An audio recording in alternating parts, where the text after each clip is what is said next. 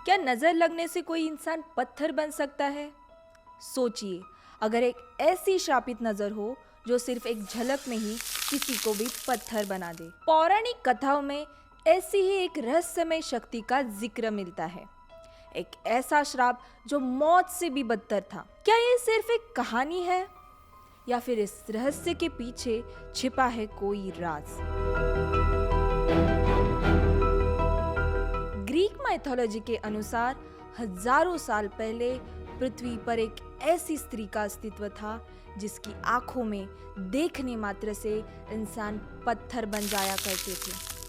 उसके सिर पर बालों की जगह जहरीले सांप लहराते थे जो किसी को भी डस कर अपने जहर से मार सकते थे। कई शक्तिशाली राजा और योद्धा उसे मारने की कोशिश कर चुके थे, लेकिन कोई भी सफल नहीं हुआ। जो भी उसे देखने गया वो पत्थर की मूर्ति में बदल गया। आज की कहानी एक ऐसी लड़की की है जिसे बिना किसी गलती के इतना भयानक श्राप मिला कि उसे एक राक्षसी का जीवन जीना पड़ा। ये कहानी है मेडुसा की, जो कभी पृथ्वी की सबसे सुंदर महिला हुआ करती। मेडुसा का जन्म समुद्री देवताओं की बेटी के रूप में हुआ था। उसकी 2 बहनें भी थी, लेकिन मेडुसा सबसे सुंदर मानी जाती थी। वो बचपन से ही देवी एथीना की परम भक्त थी। ग्रीक माइथोलॉजी में एथीना को बुद्धि, युद्ध और शिल्पकला की देवी माना जाता है। एथीना को ज्यूस ने बहुत शक्तियां दी थी और उनका स्थान ग्रीक देवता में काफी ऊंचा था। मेडुसा बचपन से ही एथीना की भक्ति में लीन रहती थी और उनकी कहानियां सुनकर बड़ी हुई थी। जब वो बड़ी हुई तो उसने एथीना के मंदिर की पुजारिन बनने का निश्चय किया। पुजारिन बनने के लिए कई कठोर नियमों का पालन करना पड़ता था। उन्हें पूर्णतः पवित्र रहना होता था और किसी भी पुरुष से संबंध रखना वर्जित था। मेडुसा ने ये सब शर्तें स्वीकार कर ली और एथीना के मंदिर की मुख्य पुजारिन बन गई। उसकी सुंदरता इतनी अद्भुत थी कि जो भी मंदिर में पूजा करने आता वो उसकी सुंदरता में खो जाता। धीरे धीरे लोग ये कहने लगे कि मेडुसा देवी एथीना से भी सुंदर है और उसके सुनहरे बाल एथीना के बालों से भी अधिक आकर्षक है। जब एथीना ने ये सुना कि लोग मेडुसा की सुंदरता की तुलना उनसे कर रहे हैं तो उन्हें यह बिल्कुल भी पसंद नहीं आया। वो धीरे धीरे मेडुसा से ईर्ष्या करने लगी। हालांकि मेडुसा की भक्ति देखकर उन्होंने कभी कुछ नहीं कहा, लेकिन ये समस्या बढ़ती चली गई। अब लोग एथीना के मंदिर में उनकी पूजा करने के बजाय मेडुसा को देखने के लिए आने लगे। एथीना इस स्थिति से बहुत परेशान थी, लेकिन उन्होंने चुप्पी साधे रखी। इसी बीच समुद्र के देवता पोसाइडन की नजर इस पूरे घटनाक्रम पर पड़ी। पोसाइडन और एथीना के बीच पुरानी दुश्मनी थी। एक समय पर दोनों के बीच एक खूबसूरत शहर पर अधिकार पाने के लिए एक युद्ध हुआ था, जिसमें एथीना ने जीत हासिल की थी। इस हार के कारण पोसाइडन मन ही मन एथीना से बदला लेना चाहता था। उसे महसूस हुआ कि मेडुसा ही एथीना को चोट पहुंचाने का सबसे अच्छा जरिया हो सकती है। इसलिए उसने एक भयानक योजना बनाई।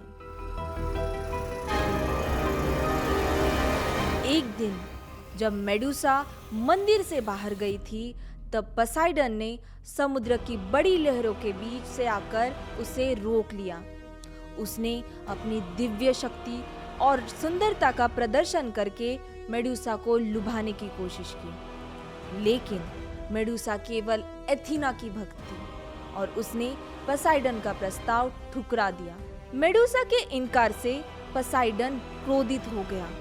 उसने जबरदस्ती उसे पकड़ लिया और एथीना के मंदिर में जाकर उसके साथ जबरदस्ती संबंध बना लिया। मेडुसा रोती रही। उसने देवी एथीना से मदद की गुहार लगाई, लेकिन एथीना ने कोई सहायता नहीं की। इस घटना के बाद जब एथिना प्रकट हुई तो उन्होंने पोसाइडन को दंड देने के बजाय मेडुसा को ही श्राप दे दिया।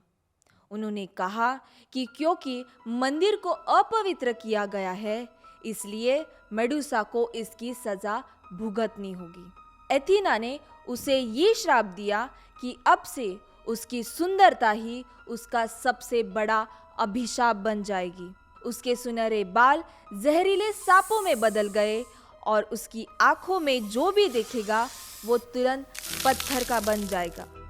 मेडुसा अपनी इस भयावह स्थिति को लेकर फूट फूट कर रोने लगी। जब उसका प्रिय मित्र उसे सहारा देने के लिए आया तो गलती से उसकी आंखें मेडुसा की आंखों से मिल गई और वो वही पत्थर का बन गया।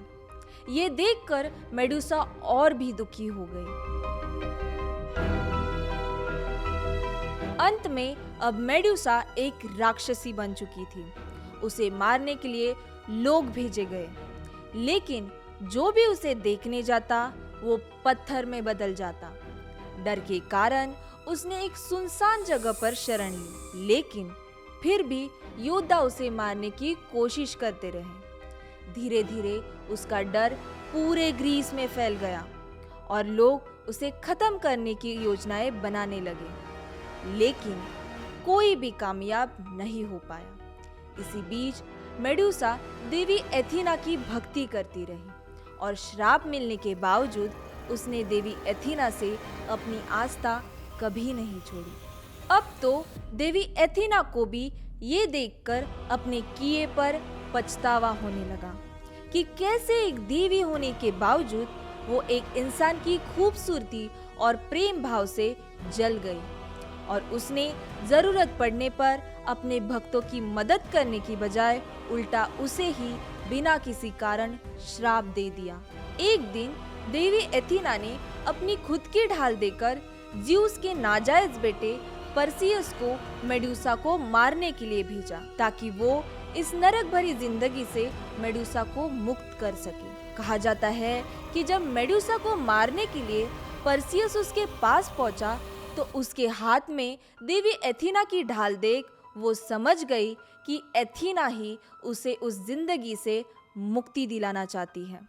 इसलिए मेडुसा ने परसियस से कोई लड़ाई नहीं की और उसने अपनी तलवार से मेडुसा का गला काट दिया। इस तरह मेडुसा का अंत हुआ और उसे एक नरक भरी जिंदगी से मुक्ति मिल गई, जिसके बाद उसके कटे हुए सर को एथिना ने अपनी उसी ढाल में जोड़ दिया जो हमेशा एथिना के साथ रहती थी। ये कहानी हमें ये सिखाती है कि कैसे एक निर्दोष स्त्री को अपने सौंदर्य और भक्ति के कारण अन्याय सहना पड़ा।